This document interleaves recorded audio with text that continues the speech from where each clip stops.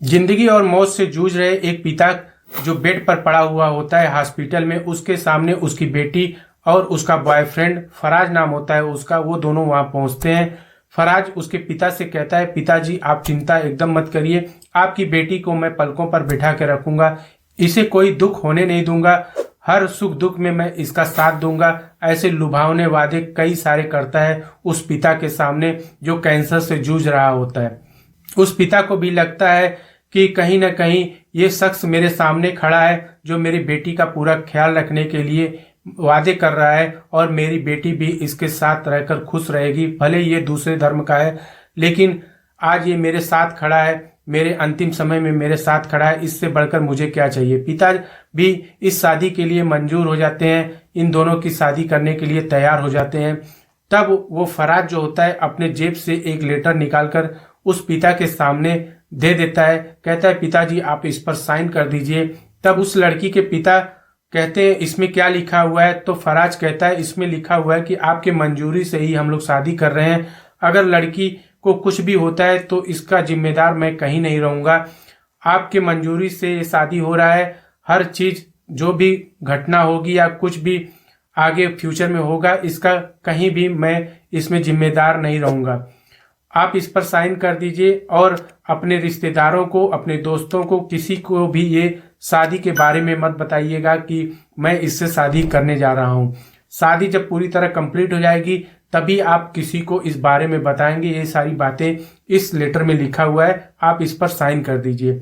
पिता भी बेटी की खुशी के लिए उस लेटर पर साइन कर देते हैं और उसके बाद उस लेटर को फराज के हाथों में सौंप देते हैं।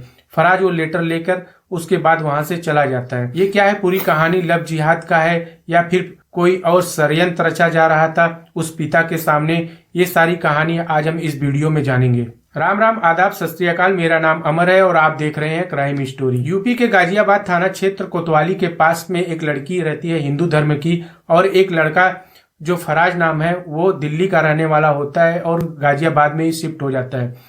कुछ दिन बाद उस फराज की नजर उस लड़की पर पड़ती है और देखते ही देखते उस फराज को उस लड़की से प्यार हो जाता है। लड़की को भी बार बार उसको जब फराज को देखती थी तो उसको कहीं ना कहीं एहसास होता था कि ये शायद मुझसे प्यार करता है और एक दिन इन दोनों की आपस में बातचीत शुरू हो जाती है और धीरे धीरे ये दोनों लोग प्यार करने लगते हैं एक दूसरे से। फराज जो था उस लड़की को अपने प्यार जाल में एकदम से फंसा लेता है। अब जब उसको पता चलता है कि ये जो लड़की है इसके नाम पर 20 करोड़ की प्रॉपर्टी है तो उसको एकदम छोड़ना नहीं चाहता। वो उसको हर छोटी सी छोटी उसकी बातों को, हर चीज क्या उसको चाहिए, क्या उसको कमी है, हर चीज को पूरा करता था उसको खुश करने के लिए, उसको अपने प्यार में फंसाए रखने के लिए। उस लड़की के भी सर पर फराज नाम का भूत सवार हो गया था, उसको कहीं कुछ नहीं दिखाई दे रहा था, सिर्फ फराज ही फराज उसके जिंदगी में। उसको लग रहा था कि इसके सिवाय कोई दुनिया ही नहीं है, फराज के सिवाय बस वही एक दुनिया है फराज। इतना ज्यादा पागल हो गई थी उसके प्यार में, फराज के प्यार में। अब फराज जो है मंकी ड्रग्स वगैरह भी धीरे धीरे उसको देने लगा था, उसका आदी बनाने लगा था। वो पूरे षड्यंत्र के हिसाब से वो अपना काम कर रहा था फराज और उस लड़की को कहीं भी खबर नहीं थी कि ये मुझसे क्या चाहता है। अब ड्रग्स देते देते उसको प्यार में इतना पागल कर लिया था कि उसके साथ उसके नाजायज संबंध भी बनने लगे थे। एक दो बार उसका अबॉर्शन भी कराया गया उस लड़की का और उसके नाजायज संबंध कई बार रिश्तों में तब्दील होते होते रह गए। लड़की बार बार कहती थी कि मैं तुमसे शादी करना चाहती हूँ, तुम शादी के लिए तैयार हो जाओ, लेकिन वो बार बार इस बातों को टाल देता था फराज कि अभी जल्दी क्या है, हम लोग आराम से शादी कर लेंगे, ये कहकर बार बार उसको टाल देता था। उसने अपने एक व्हाट्सएप ग्रुप में उस लड़की का नंबर ऐड कर दिया, जो मुस्लिम व्हाट्सएप ग्रुप होता है उसमें उसका नंबर ऐड कर लिया। अब व्हाट्सएप ग्रुप से उसको बार बार वीडियो कॉल और मैसेज आता था, उसके मुसलमान धर्म के अपनाने के लिए उसको बार बार दबाव डाला जाता था। फराज भी कहता था अगर तुम्हें मुझसे शादी करनी है तो मुसलमान धर्म तुम्हें अपनाना पड़ेगा, तुम्हें नमाज कुरान समझना पड़ेगा, उसको सीखना पड़ेगा। लड़की भी इतनी प्यार में पागल थी कि वो हर जो फराज कहता था हर बात को वो मानती चली गई, हर उस बात को निभाती चली गई फराज की। अब उस लड़की के पिता जिनकी तबीयत बराबर खराब रहती थी वो एक दिन शाम को लेट घर आते हैं।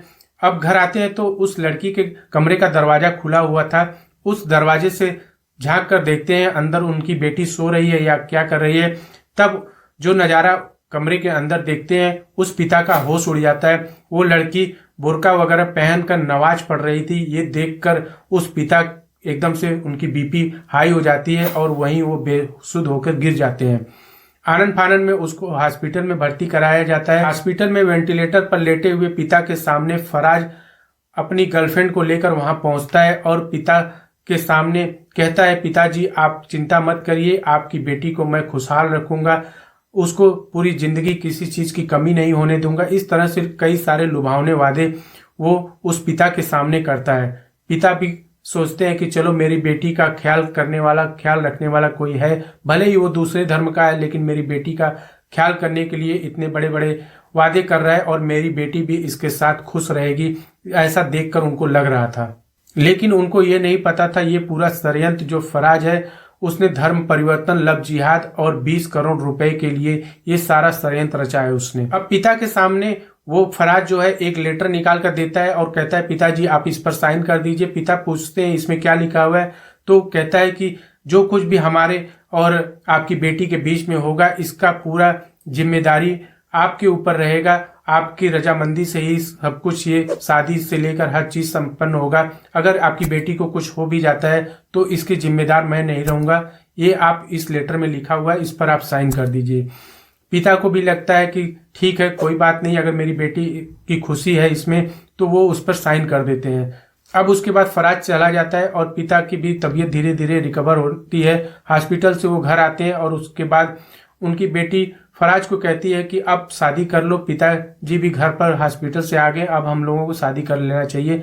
लेकिन फराज बार बार शादी के नाम पर दूर भागता था।